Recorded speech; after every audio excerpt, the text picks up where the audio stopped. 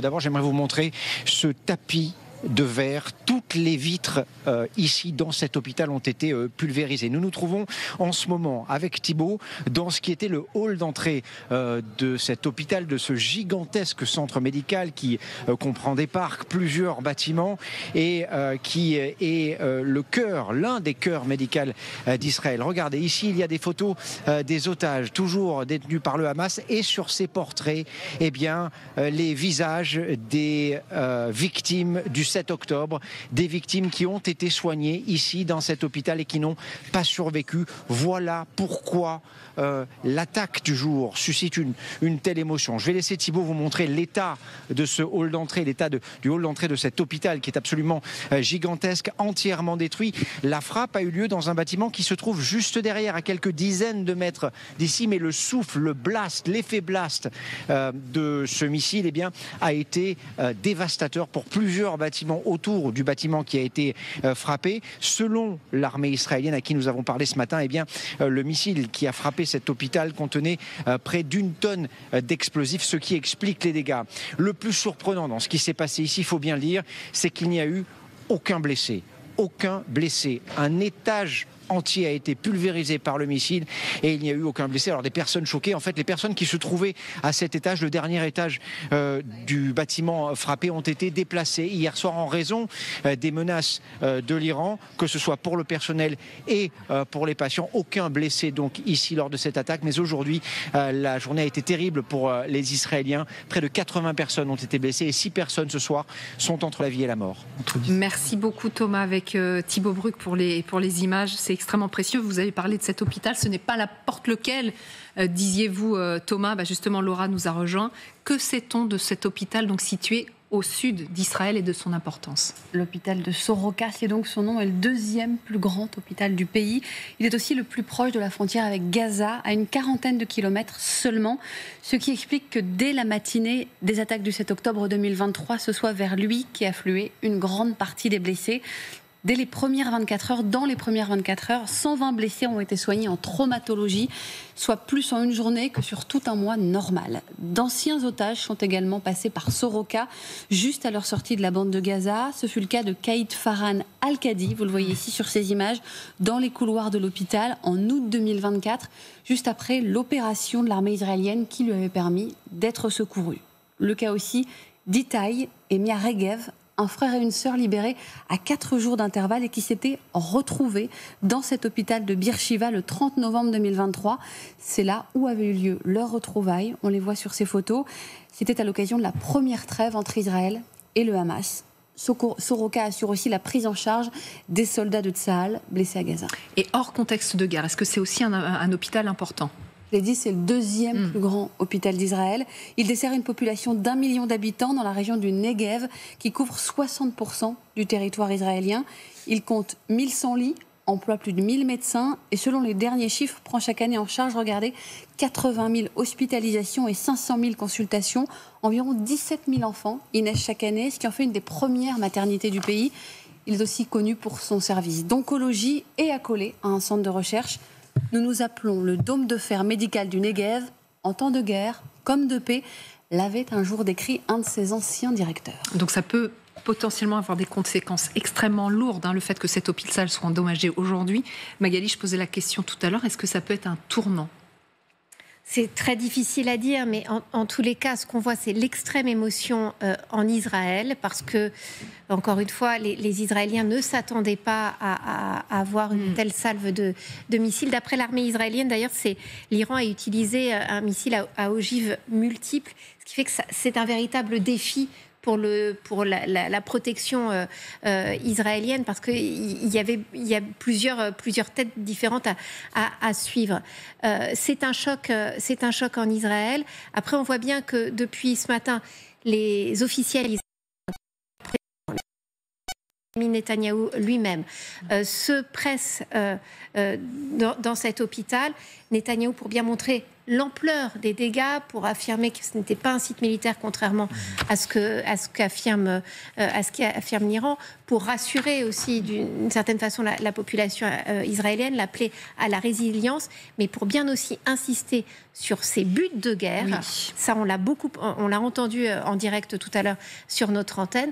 Buts de guerre, se débarrasser du programme nucléaire iranien, programme balistique iranien, mais aussi changer profondément le Moyen-Orient, remodeler le Moyen-Orient. C'est ce qu'a dit Benyamin Netanyahou. Donc on voit bien quand même que suite à cette frappe, il y a une escalade, en tous les cas verbale, sur les objectifs de guerre, avec le ministre de la Défense qui dit même l'objectif maintenant, c'est Ali Khamenei. J'ai même pas besoin de lancement, mais Jade nous a rejoint exactement pour faire ce point-là, Jade, parce que ça nous a tous interpellés.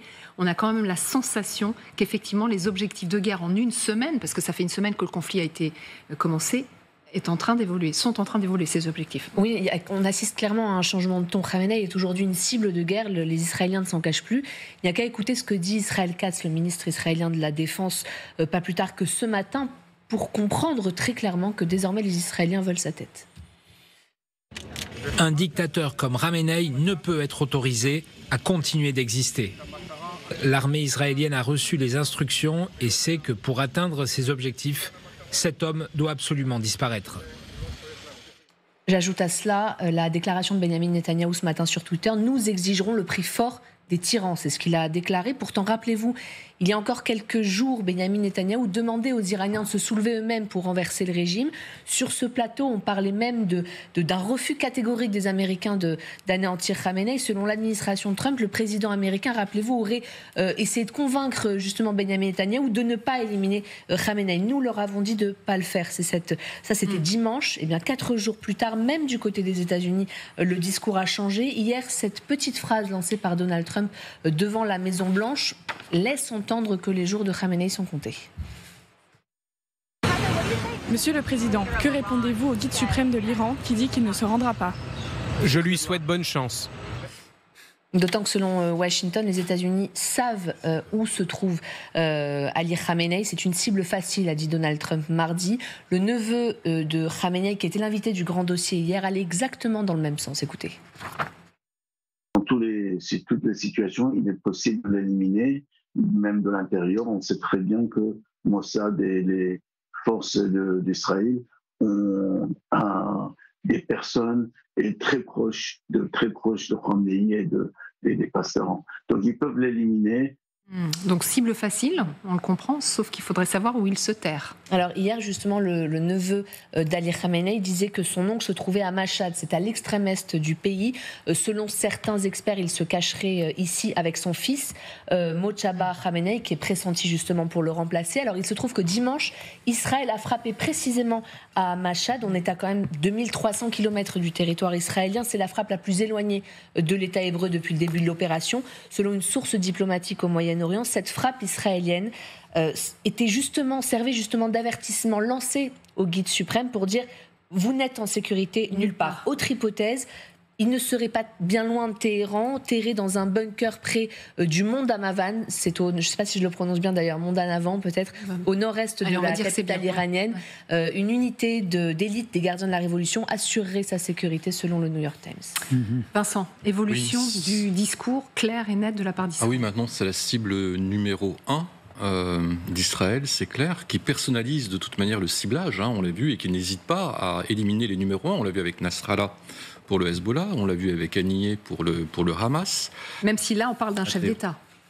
Oui, un chef d'État est plus qu'un chef d'État. Oui, un chef religieux. Donc c'est une dimension supplémentaire. Alors maintenant, sur les unités qui protègent le guide suprême, c'est une unité qui s'appelle Vali et Amer, qui est une unité de la grande entité des GRI qui s'appelle Ansar al-Mahdi, qui consomme à peu près 1/10 de l'effectif des gardiens de la révolution islamique. Et ce qui est très intéressant, c'est qu'ils n'auront peut-être pas besoin d'utiliser une bombe à perforation ou autre pour éliminer Khamenei, puisqu'en 2019, le patron de cette entité avait été retourné par la CIA. le général Anassiri, qui était un des plus grands dignitaires des gardiens de la Révolution. Ça n'avait pas fait énormément de gros titres, mais c'était un coup très très important de la part de la CIA de retourner celui qui était en charge de la protection des plus hautes personnalités iraniennes. Donc vraisemblablement, il y a des failles au sein de cette entité. Alors peut-être, Benjamin Netanyahou s'est rendu devant l'hôpital touché donc par une frappe iranienne ce matin, et il a répété ce que vous disiez, Jade. Effectivement, il appelle le peuple iranien à se révolter lui-même. Il dit on va peut-être leur donner les moyens, ce sera juste une finalité, mais on ne sera pas à l'origine de ça. Et par ailleurs, il a quand même dit, il a donné un ordre qui nous laisse entendre qu'il vise lui-même le guide suprême. Écoutez. J'ai donné l'ordre que personne ne soit épargné. Il faut choisir les mots précisément pendant une guerre. C'est ce que je m'impose, à moi et aux autres ministres. Parler peu, mais agir.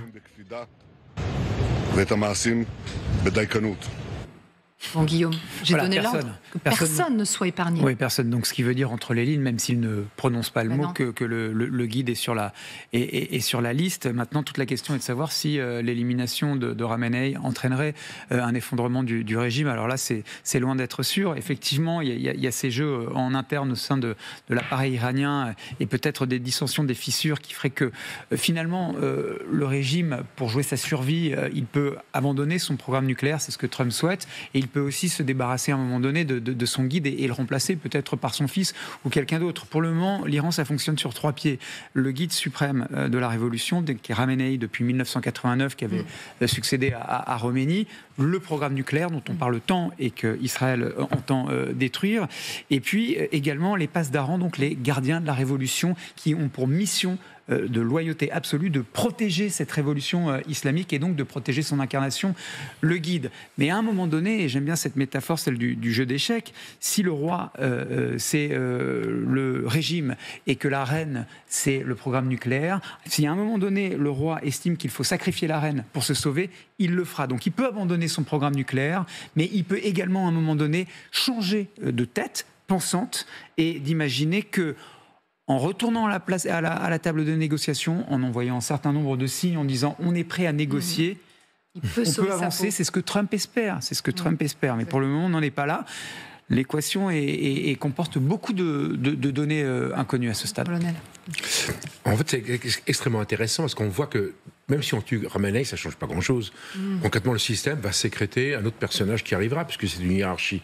Et le fils, quelqu'un d'autre, etc. Maintenant, il y a un point qui est très important, c'est qu'on ne parle jamais d'un autre acteur qui est l'environnement des pays arabes qui sont autour.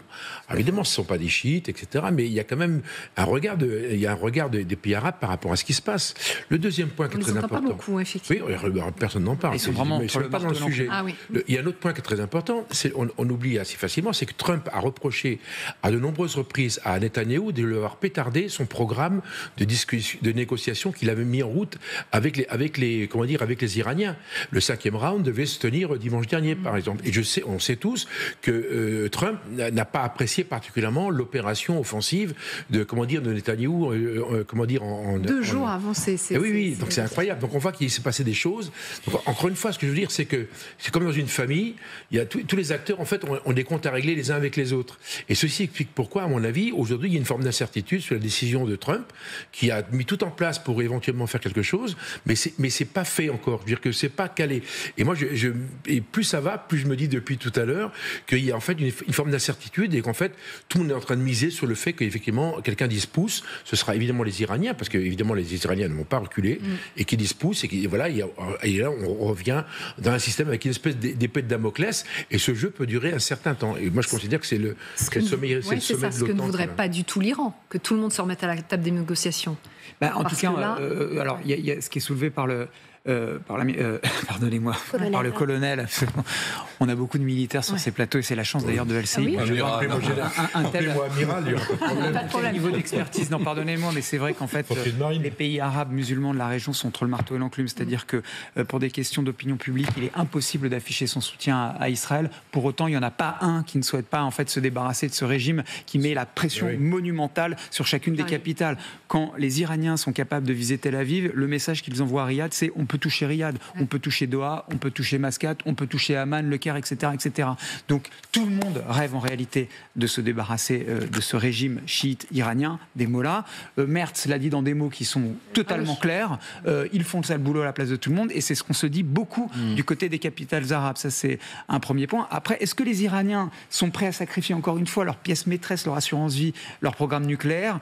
Rien n'est moins sûr. Ce qu'ils enregistreront, et c'est là que je termine, c'est que Saddam Hussein en un temps, Kadhafi en un autre, ont abandonné leur programme de destruction massive. Regardez ce qui est arrivé à ces deux régimes. Ils en tireront le même enseignement. Je ne suis pas sûre que les Turcs soient pour la chute du régime iranien, parce qu'ils vont avoir un problème avec les Kurdes iraniens. Ça pose quand même un problème de déstabilisation régionale. Des Arabes. Et deux autres exceptions notables. Le Qatar, qui est le premier allié de l'Iran et à travers lequel passe énormément de courants d'affaires, notamment pétroliers et gaziers. Et puis la place de Dubaï, qui est totalement maquée, pardonnez-moi l'expression, par les banques iraniennes et par les hommes d'affaires iraniens. Mais qu'est-ce qu'ils peuvent proche faire d'Algérie, notamment. Ah bah écoutez, si le régime tombe, ou bien si les banques iraniennes se cassent la figure, ça va être catastrophique pour Dubaï.